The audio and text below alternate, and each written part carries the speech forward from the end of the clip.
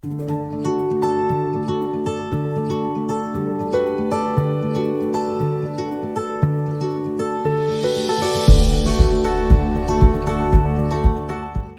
a todos. Parshot Matot Masei. Lo encontramos en números 32 al 36:13. Los temas. Primer tema, sobre las promesas. Eso lo encontramos en Bamidbar 33 al 17. Segundo tema, la guerra contra los medianitas. Tercer tema es la purificación de utensilios y vestimentas. Cuarto tema, repartiendo el botín de guerra entre el ejército y el pueblo. Cuarto tema, los gaditas y los danitas piden, o sea, la tribu de Gad, la tribu de Dan, piden el territorio en la margen oriental del Jordán, lo que hoy en día es Jordania. Los 42 trayectos del viaje de los israelitas por el desierto, tuvieron 42 estaciones en el desierto. Normas al observar, al conquistar la tierra prometida, puesto que ellos iban a entrar, y eso en el gobierno del Señor, todo tiene normas, tiene reglas, no puede ser un campo hippie, sino que cada cosa que se haga debe estar de acuerdo a las normas establecidas por el Eterno. Los límites de la tierra prometida se establecen en este lugar, y la repartición de la tierra entre las tribus. La tierra fue repartida proporcionalmente a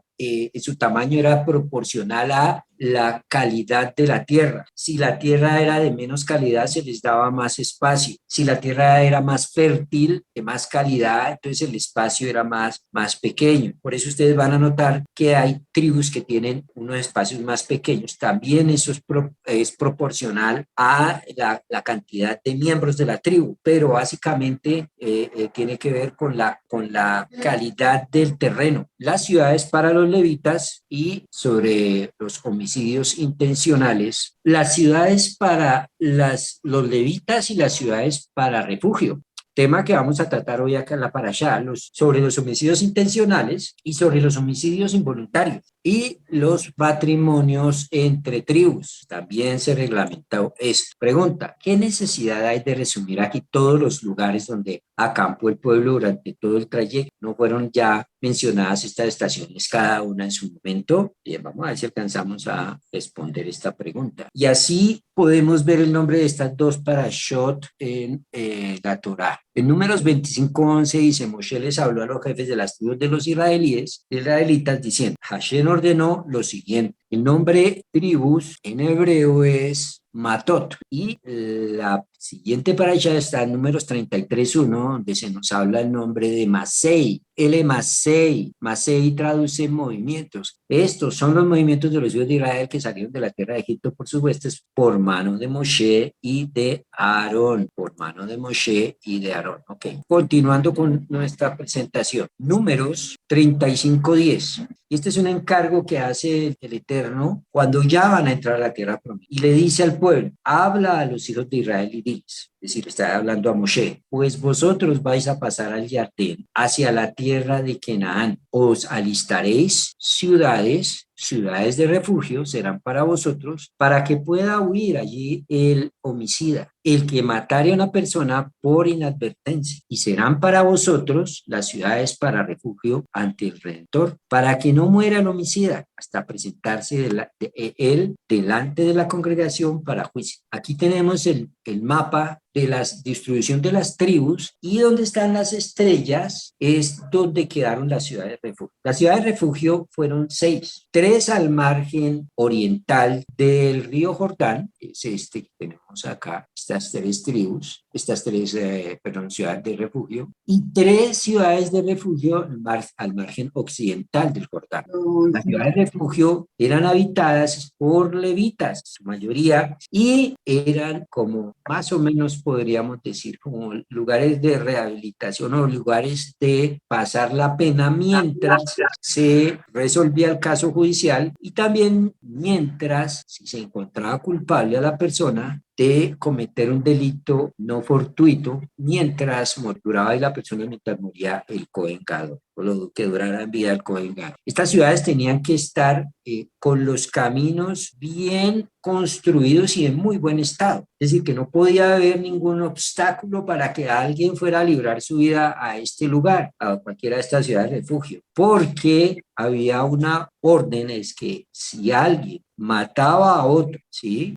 Había alguien de la familia que podía cobrar venganza por la muerte del familiar. Y para librar que muriera el agresor o el que permitió que el otro muriera por no tomar las previsiones del caso, entonces pudiera ir fácilmente a una ciudad de refugio. Entonces, por ello las ciudades de refugio deben estar bien en buen estado los caminos y bien demarcadas, con letreros que dijeran, allá queda la ciudad de refugio. Ahora, nosotros sí nos tendríamos que hacer muchas preguntas al respecto de esto. Esto realmente es una de las leyes de la Torá más difíciles de comprender. ¿En qué sentido? Por las siguientes razones, por las siguientes circunstancias. Vamos a ver cómo es el proceso. El perpetrador de un homicidio, entonces, debe huir a una de las ciudades de refugio inmediatamente luego de la muerte de la víctima, para evitar ser asesinado por el vengador. ¿Quién es el vengador? Es un pariente es el pariente más cercano de la víctima. Y esto aplica a todos los homicidios inadvertidos o premeditados. ¿Qué es inadvertido? Que pues, un accidente no lo quería matar, pero mientras hay juicio, hay la posibilidad que el vengador, es decir, el pariente más cercano del muerto, mate al que cometió ese homicidio, bien sea culposo o bien sea, pues realmente no haya la intención de matarlo. Entonces, esto aplica a todos los homicidios inadvertidos o premeditados, porque también había la posibilidad que fuera un homicidio que lo hizo calculado. Entonces, mientras había juicio, tenía que ir a correr a esconderse a la ciudad de refugio. La única excepción para que alguien no saliera corriendo, ¿sí? Es que haya sido evidente para todos que eso fue un accidente fortuito, ¿sí? Que fue un accidente fortuito. Por ejemplo, alguien plantó la bandera del país en el patio, ¿sí? Y la plantó pues realmente hizo todo lo usó cemento, lo irguió la asta bien sólida, etcétera, ¿sí? Y en ese momento vino y digamos que puso las protecciones y todo, y en ese momento vino ¿cómo le llamo? Un tornado, ¿sí? Que está por fuera de toda posibilidad de control de cualquier persona. Y ese tornado, ¡pum!, cogió el asta y la sacó y la mandó a otro lugar y ahí iba pasando alguien y lo mató. Pues es evidente que esto no, o sea, sí esa persona puso esa bandera, pero no la puso de una manera negligente. Entonces, evidentemente es, porque otra cosa es que hubiera puesto esa bandera, un palo ahí medio tenido con unas 2, 3 piedritas, que eso cualquier cosita la tumbaba. Entonces ahí ya hubiera sido otra cosa, pero fue una ráfaga de viento que se llevó techo, se llevó de todo y mató a alguien que va a pasar. Entonces esto es evidente. Entonces en ese caso no había necesidad de que la persona saliera corriendo a la ciudad de refugio porque era evidentemente para todos que fue un accidente. Ahora, porque hay accidentes en el que hay un muerto y el responsable no era culposo, es decir, hay accidentes donde la persona hay la duda de que no le proveyó, por ejemplo, al empleado las cosas necesarias para que ejerciera su trabajo. Y entonces, ¡pum!, un accidente. Entonces, mientras se resuelve si es un accidente que fue por negligencia o no, porque la otra es o que el empleado se le entregó todo y se subió al andamio a hacer su labor y se cayó del andamio porque no se le dio al empleado la gana de asegurarse como lo manda la norma. Entonces ya es otra cosa, ¿sí? Es un ejemplo. Pues mientras resuelven eso, se va para la ciudad de refugio. Hay una pelea y 2 hombres se golpean y había la amenaza por parte de uno de que a donde lo vea lo mato, que lo va a matar, que lo voy a hacer, y se encuentran y lo golpea y lo mata. Pues eso es un asesinato premeditado. Entonces, mientras hay juicio, corra para la ciudad de refugio porque lo puede matar el familiar, ¿sí? Pero ahora, punto 2, la persona llegó a la ciudad de refugio, entonces se reúne la corte, dice, listo, vamos a hacerle juicio a esta persona. Entonces lo llevan de la ciudad de refugio al lugar donde se cometió el hecho y se enfrenta a juicio al acusado. Si es encontrado culpable del asesinato, entonces es debidamente ejecutado. Sí se encontró que el tipo lo mató porque ya lo había amenazado y hay testigos, etcétera, y entonces listo, lo mató premeditadamente y habían testigos, todo. Entonces, ¿qué es lo que dice la Torá al respecto? La Torá dice, entonces, él debe morir y era sentenciado a muerte. Estamos hablando en la época en que había templo y que había Sanedrín y que había cortes de justicia en la tierra de Israel, no acá. Aquí no podemos hacer eso. ¿Por qué? Porque no estamos en tierra de Israel, no hay Sanedrín, etcétera, etcétera. Hay muchas razones. Entonces, ahora, si la Corte encuentra que el homicidio fue un resultado de un accidente fortuito, él es culpable porque no tomó las medidas necesarias. Se puso a construir y mandó a su empleado a hacer una labor y no le dio los elementos necesarios, fue absolutamente negligente y se le comprueba que fue negligente. Entonces él tiene que salir y esconderse en la ciudad. Allá tiene que pagar su pena. El punto 3 es que el perpetrador del homicidio debe quedarse en la ciudad de refugio hasta que muera el Cohen Gadol, es decir, el sumo sacerdote que ostenta el cargo en el momento del asesinato. Y aquí hay una relación, que es que el Cohen Gadol es responsable espiritual de todo lo que le pase a la comunidad bajo la cual él estaba en representación. El nivel espiritual de Cohen Gadol refleja el nivel espiritual también del pueblo. Para un nivel espiritual del pueblo alto, un líder de un nivel espiritual alto. Por lo tanto, los hombres del desierto, así veamos todos los errores que pasaron, todo lo que sucedió, eran hombres de un nivel espiritual más alto que los que habitaron la tierra de Israel. Y entre más pasaba el tiempo, más iba debilitándose el nivel espiritual del pueblo. Y eso también nos habla de la ley de el dirigente que llegue al gobierno es producto del nivel del pueblo, del nivel de conciencia del pueblo. El perpetrador debía esperar hasta que muriera el gran sacerdote que ostentaba el cargo en el momento que él asesinó para poder recobrar su libertad. Eso podía durar toda la vida. Si él dejaba la ciudad de refugio por cualquier razón, antes de la muerte del sumo sacerdote, entonces puede ser matado por el vengador. Solo estará a salvo si se confina en la ciudad de refugio. Cuarto, si el asesinato fue consecuencia de un imprudente descuido o si fue un acto de asesinato premeditado que no es punible bajo la ley de la Torá, por ejemplo, si lo mató, y al parecer lo mató y lo tenía calculado, ¿sí? Pero no se le puede llevar a la pena capital porque solamente lo vio una persona. Y la ley exige que para ese caso debe haber más de 3 testigos, fiables, confiables. Entonces, que no hubo una advertencia previa. Entonces, no reúne las cualidades necesarias para mandarlo a la pena capital. Sin embargo, si sabe que él lo mató y que lo mató porque lo odiaba o, bueno, algo por el estilo, así solamente haya a un testigo y así no haya las pruebas necesarias para ser llevado a la horca o al apedreamiento, según lo que exija la Torá en cada caso, aún así esa persona tiene que huir, pero ni siquiera la ciudad de refugio le va a servir de escondite, porque incluso hasta allá puede llegar a justiciarlo el vengador familiar. Esto parece haber sido traído, este pasaje parece haber sido sacado del salvaje oeste, ¿no es cierto? Porque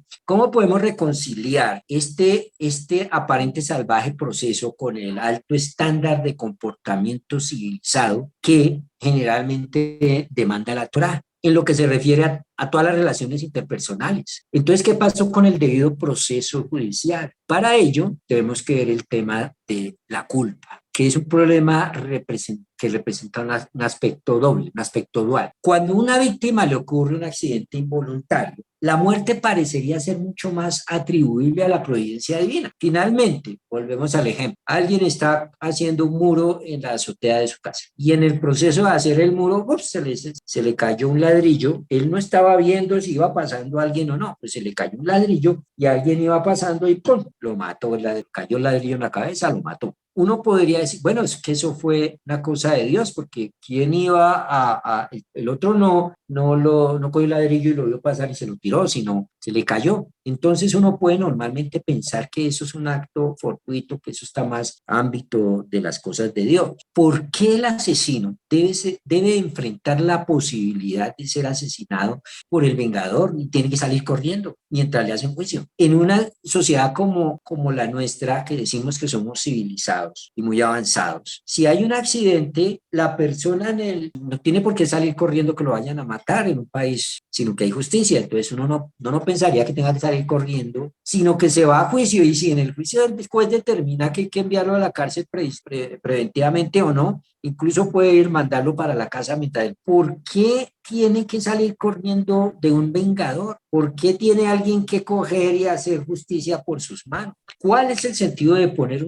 su destino en las manos de un vengador? ¿Acaso no hay una prohibición específica en la Torá sobre vengarse? Para ello, Levítico 19:18 dice: no te vengarás ni guardarás rencor contra los hijos de tu pueblo. Entonces, ¿cómo así? Hay un vengador para vengar, pero el Señor dice aquí en Levítico: no te vengarás. Entonces, ¿cómo armonizamos esto? No te vengarás ni guardarás rencor contra los hijos de tu pueblo, y amarás a tu prójimo como a ti mismo. Yo soy Adonai. Lo básico acá en esto, para este tema, es: no te vengarás ni guardarás rencor. Es decir, el Rabí Shimon ben Lakish comenzó su clase sobre el tema del homicidio con el siguiente versículo: pero si él no le preparé una emboscada, sino que Dios causó que viniera a su mano. Entonces, ¿qué nos dice el versículo? Que el que estaba echando el muro de mampostería y se le cayó el ladrillo, él no preparó eso para matar al otro, sino que Dios causó que viniera a su mano. Es decir, Dios causó que el otro pasara exactamente, caminara despacio hasta llegar al punto donde le cayó el ladrillo encima. Shemot 21:13. Sobre este versículo, el profeta Samuel dijo, explica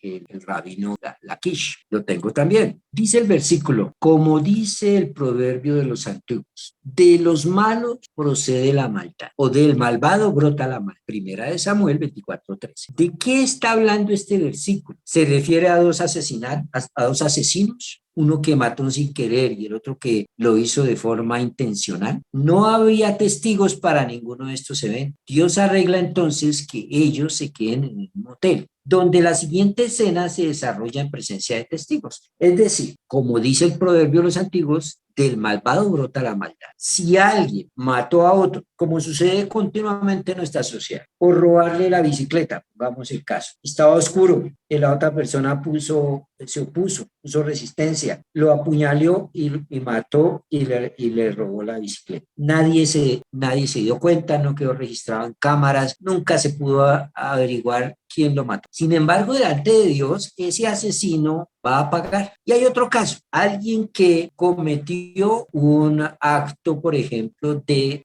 descuido, no tomó las previsiones del caso, no fue negligente y nunca le mandó a arreglar los frenos al carro. Y en una carretera desolada, uno de sus empleados se estrelló porque el carro, el camión, no tenía las previsiones del caso y murió. Y nunca se pudo demostrar que el dueño del vehículo, que lo tenía contratado al otro, no se pudo demostrar que haya sido negligencia y que haya sido por falta de mantenimiento del carro. En estos dos casos, ambos, tanto el asesino que mató al de la bicicleta como el otro que fue negligente y por eso se le murió un empleado, ambos quedaron impunes. Y preguntaría uno: eso pasa todos los días en nuestra sociedad. Podría uno preguntar: y entonces, ¿ahí cómo funciona la justicia de Dios? Y entonces el Rayo nos va a explicar. Se refiere a dos asesinos, uno que mató sin querer y el otro que lo hizo de forma intencional. Entonces, nos crea un escenario. No había testigos para ninguno de estos eventos. Dios arregla entonces que ellos, para hacer justicia,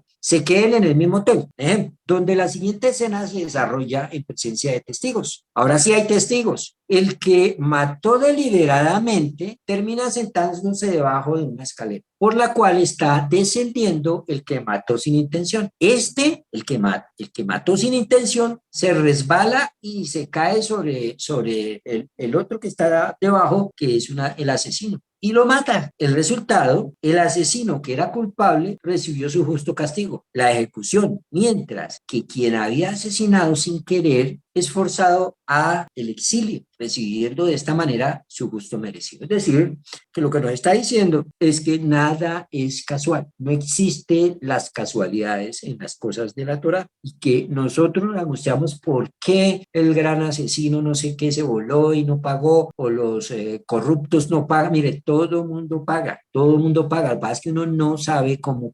ejerce Dios la justicia en cada caso específico. Los comentaristas explican con respecto a la siguiente pregunta de lo que tengo resaltado ahí. ¿Por qué Primera de Samuel dice, como dice el refrán de los antiguos? ¿Quiénes son los antiguos? Los comentaristas explican que el proverbio de los antiguos es una referencia a la Torá. No hay duda que esto es así, pero sabemos que se está refiriendo a la Torá, pero no sabemos por qué le llama los antiguos. La referencia clara no es accidental al respecto, eso no es por casualidad que esa palabra esté así ahí. Esta forma de referirse a la Torá es un fenómeno único en todas las escrituras, es decir, ahí no se repite en muchas partes este tipo de casos. El Marashal, un gran comentarista talmúdico, insinúa la respuesta. El exilio fue el primer castigo que mencionó la Torá, se fue el primer castigo. ¿Cuál fue el castigo por la transgresión de Adán? El exilio. ¿De dónde? Del jardín del Edén. Por haber traído, ¿qué? Inadvertidamente la mortalidad a la humanidad. El plan de Adán no era que todos sus descendientes murieran. El plan de Adán era simplemente comer del fruto y ser como Dios, pero él no tenía en su presupuesto que a través de eso muchos otros iban a morir. Entonces, lo que cometió Adán fue como un asesinato, pero sin culpa por el resto de los que iban a venir. Y ahí con eso le permitió al ángel de la muerte entrar a este mundo y hacer y deshacer, ¿cierto? Poco después, ¿quién otro fue el que mató? Poco después, su hijo Caín sufrió el mismo destino por el asesinato inadvertido de su hermano Abel. Este asesinato que cometió Caín con Abel fue también un asesinato inadvertido. ¿Por qué fue un asesinato inadvertido? La pena capital, ¿por qué? Una persona al golpearla fuertemente moría. Él no sabía eso nunca ha sucedido. Entonces, este es un caso también, junto con el de Adán, un caso de muertes fortuitas. Y Caín cuando peca también es lanzado del exilio. ¿Por qué? Porque ya no puede estar donde estaba viviendo. Y eso es un fenómeno tan antiguo como el hombre, y que solo podemos comprenderlo si estudiamos las vidas de los antiguos, como está en el versículo de Samuel, de Primera de Samuel. Es decir, los arquetipos de la humanidad, Caín y Abel, ¿ok? Vamos ahora a mirar sobre el exilio de Adán. Cambiemos de vista. El exilio de Adán es un caso especial, del cual aprendemos muchas cosas. Dice Bereshit 3:22, dijo Hashem Elohim, mira, el hombre se ha vuelto como uno entre nosotros en cuanto al discernimiento entre el bien y el mal. Ahora no sea que extienda su mano y tome también del árbol de la vida y coma y viva para sí. ¿Sí? ¿Cuál fue el problema? El rabino Rab Haim Bolosim, otro grande, en su obra Neshech HaHaim, capítulo 1:6, encuentra esto desconcertante. La tradición judía enseña que Dios creó al hombre con la intención específica de darle vida eterna. Pero la pregunta es que nos tenemos que hacer, ¿por qué habría Dios que es benevolente, ¿por qué habría de oponerse a la idea de que el hombre adquiera dicha vida eterna, siendo que eso es lo que él pretendía darle al hombre de cualquier forma? Y cuando peca Adán, lo primero que dice Dios es, paremos ahí, no sea que él coma del árbol de la vida y entonces tenga vida eterna. ¿Por qué? Si ese era el plan inicial. Agreguemos otra pregunta a lo que dice el rabino, Rab Haim. Todos los castigos divinos son, ojo, medida por medida. Todos los castigos de Dios son, en la medida en que hacemos las cosas, en esa misma medida se nos paga. La expulsión de Adán del jardín del Edén no podía justificarse solo como un paso de precaución, hecho para prevenir que el hombre coma del árbol de vida. No era para eso. Es un castigo, consecuencia medida por medida del pecado que cometió Adán. Entonces preguntemos, ¿en qué forma la expulsión del jardín del Edén constituye una respuesta al pecado de comer del árbol de conocimiento? El rabino Haim responde a su propia pregunta. Morir es para el propio beneficio del hombre. Luego de su pecado, el hombre perdió la capacidad de transformar su fisicalidad en espiritualidad. ¿Cuál es el plan? ¿Cuál es el plan de Dios? Dios hizo al hombre con un cuerpo y lo hizo y le proveyó alma. El plan era que el alma y el cuerpo trabajaran en armonía y el alma llevara al cuerpo cuerpo a niveles superiores para perfeccionar. Al pecar, el cuerpo se degrada y cae en la dimensión de lo físico y lo material exclusivamente, y el alma ahora tiene que luchar para rescatar a ese cuerpo en esas circunstancias y elevarlo al plan, al nivel donde se encontraba como Adán, y luego subirlo más porque era el plan de Dios, estando en el jardín del Edén. Es decir, que en el jardín del Edén el hombre tenía que trabajar para elevar su cuerpo y su alma. Como peca, entonces al plan inicial cae dos pasos. Uno al mundo, es arrojado al mundo material donde el cuerpo jala para cumplir sus deseos, sus necesidades, y el alma jala para poderlo llevar nuevamente al estado inicial donde estaba Adán, para luego llevarlo al estado en el que Dios había previsto que el hombre debería subir, que Adán debería subir. Entonces, cuando come del árbol del bien y del mal, come la mezcla entre el bien y el mal. Y en este mundo nosotros no sabemos distinguir, ¿sí? Nos cuesta mucho trabajo distinguir qué es lo correcto. Hay cosas que parecen bien y resulta que no. Y hay cosas que de pronto no y resulta que sí. Vivimos en un mundo constante en el que la mezcla entre lo bueno y lo malo está. Y vivir un mundo en el que el hombre estuviera partido en dos, por un lado su cuerpo y por otro lado su alma, y esa lucha permanente, ¿sí? No podría llevarse a buen puerto y sería terrible si además de eso fuera por la eternidad. Por eso, para terminar con esa lucha, Dios dio como provisión la muerte. La muerte de la persona sirve para que el cuerpo, al descomponerse en sus elementos básicos, se purifique, ¿sí? Y luego el alma tome a ese cuerpo purificado y ahí sí lo eleve al estado de Adán, y ahí sí empieza a trabajar para elevarlo a estados mayores de más acercamiento al eterno. Por eso es que es necesario que haya resurrección de los muertos. ¿Por qué? Porque cuando ya esos muertos, esos cuerpos que han sido descompuestos, sus elementos primarios, ya ha sido purificado a través de la tierra, nuevamente se ha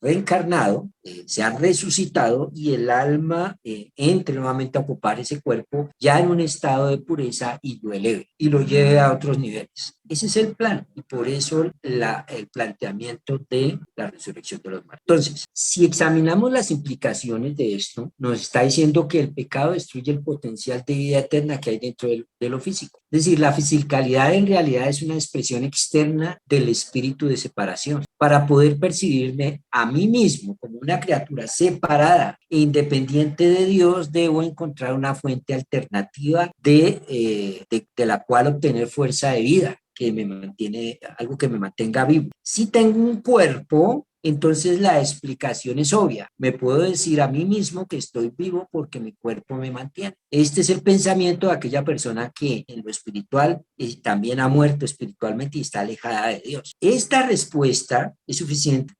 suficiente siempre y cuando yo sea mortal, pero mi cuerpo no puede mantenerme por la eternidad debido al pecado de Adán. Entonces, tenemos que explicar un punto más. La ley de entropía es una ley de la física que dice plantea que todos los sistemas físicos tienden hacia el desorden.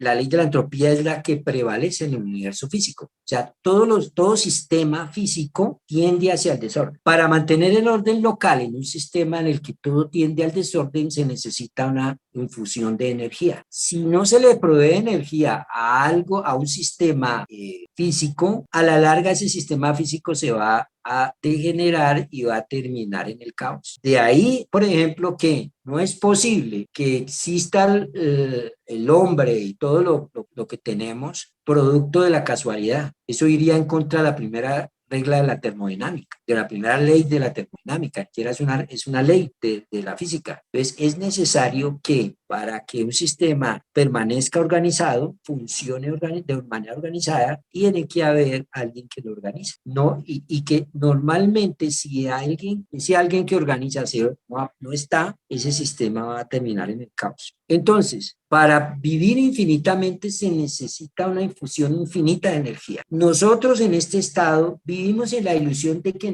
nuestro cuerpo es el que nos mantiene, ¿sí? Pero sabemos que nosotros somos más que cuerpo. Entonces, ¿cuál es esa energía que nos mantiene, que es infinita? Pues Dios. El hombre, como ser físico que es, solo puede vivir eternamente si Dios sigue bombeando nueva energía a su sistema para vencer la ley de la entropía. Quien solo puede imaginar la vida en un estado de conexión con Dios, entonces está permanentemente protegido de caer en pecados inadvertidos. ¿Qué es un pecado inadvertido?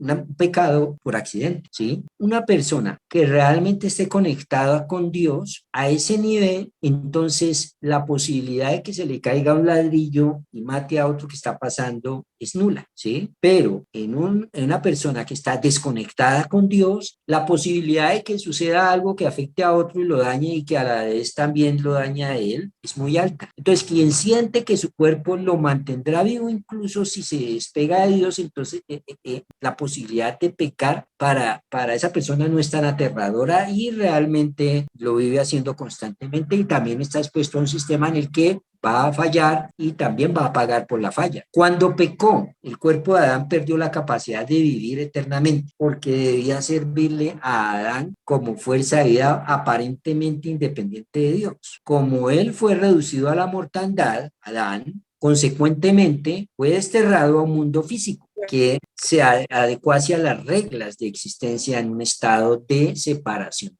El exilio de Adán fue efectivamente medida por medida. Y el exilio de Adán también fue un refugio. Y aquí en el exilio de Adán vemos la figura, el esquema, el cuadro de una ciudad de refugio. Ahora vamos a ver el exilio de Caín. Eso lo encontramos en Bereshit capítulo 4, versículo 11. Ahora, maldito eres más que la tierra que abrió su boca para recibir de tu mano la sangre de tu hermano. ¿Qué quiere decir este versículo? Por eso, versículo 12, lo tengo en pantalla, luego lo colocaré. Por eso, maldito eres más que la tierra que abrió su boca para recibir la sangre de tu hermano, de la mano de tu hermano. Cuando trabajes la tierra, esta ya no te dará su fuerza. Serás vagamundo y un errante sobre la tierra. Caín fue el primero en sufrir el castigo del destierro según como es descrito en nuestra parashá. Caín es el primero en sufrir el destierro ya en la tierra, ¿sí? Caín le dijo a Dios, ¿acaso mi iniquidad es demasiado grande como para soportarla? He aquí que tú me has exiliado en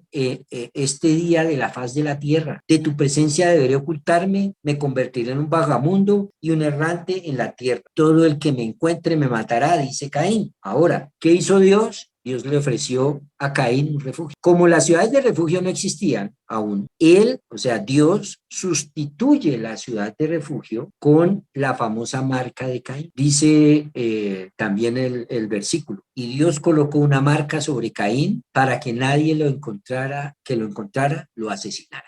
El hombre fue creado a imagen de Dios, ustedes lo saben. Todo el tiempo que él esté libre de pecado personal, no solo inspirará temor entre los animales, sino temor a los otros, temor reverente a las otras personas, ¿sí? Cuando Caín mató a Abel, perdió su capacidad de encapsular la imagen divina en su persona física, ¿sí? Un asesino realmente es la antítesis misma de la imagen divina. No solo destruye la vida en lugar de darla, sino que además retira como el tapete del universo debajo de los pies de la víctima, es decir, le quita la posibilidad de estar en desarrollar su vida y de corregir lo que tiene que corregir en su vida. Pero al convertirse en esta antítesis viva de Dios, Caín renunció a su derecho de beneficiarse del escudo protector que le preveía la imagen divina y se volvió vulnerable a los ataques de las criaturas salvajes. Entonces ya no está la presencia de Dios que lo cuida y por lo tanto ahora los animales lo pueden matar, ¿sí? Cuando un animal ataca a un hombre es porque el animal lo ve como otro animal. Fíjense el caso de,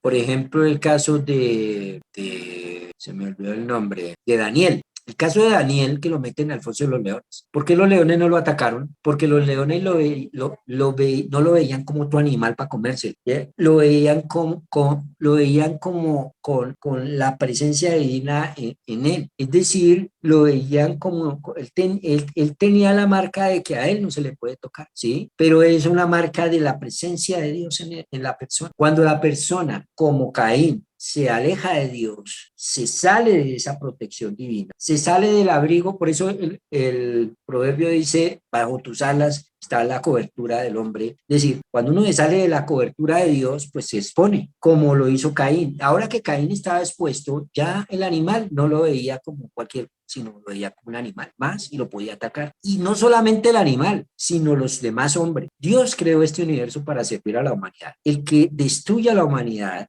no puede demandar ninguno de los beneficios de Dios, porque precisamente se salió de ese propósito. Por lo tanto, Caín era incapaz de asentarse en ningún lugar, y por eso él dice que a él lo iban a atacar en todo lugar. El pobre de él, porque le tocaba vivir toda la vida. Entonces la única forma que podía sobrevivir Caín era siendo un vagabundo. Por eso Caín dice, vagabundo seré toda mi vida. La marca que Dios le dio a Caín, se la dio como protección, no en reemplazo de su escudo protector, de la presencia divina, de la imagen divina, sino lo dio como una protección para que no muriera. ¿Por qué? Porque era un asesino, pero era un asesino que no había matado premeditadamente, porque él no sabía eso. La imagen divina entonces es algo inherente en todos los seres humanos, ¿sí? Pero nosotros no la percibimos porque en nuestro estado de que vivimos pecando, perdemos esa conciencia. Pero un asesino, y por eso no podemos tampoco percibir a un asesino, porque no tenemos esa conexión igual como la